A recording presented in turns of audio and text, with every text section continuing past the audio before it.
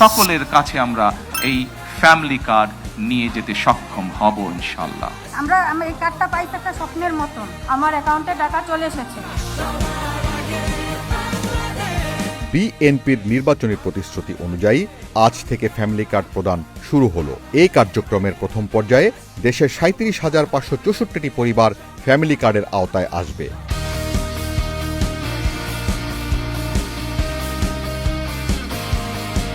বাংলাদেশের ইতিহাসে এত দ্রুত প্রতিশ্রুতি বাস্তবায়ন এই প্রথম। সরকার গঠন করার 1 মাসেরও কম সময়ের মধ্যে আমরা আমাদের এই প্রতিশ্রুতি, জনগণের কাছে দেওয়া প্রতিশ্রুতির কাজ আমরা শুরু করেছি। আমরা জীবনে কল্পনা করি না এই কার্ডটা আমাদের হাতে পাবো। আমি এই কার্ডটা পাইছি একটা স্বপ্নের মতন। আমরা এই কার্ডটা পেয়ে অনেক খুশি। লেপে টিপ দেওয়ার সাথে সাথে আমার অ্যাকাউন্টে টাকা চলে এসেছে।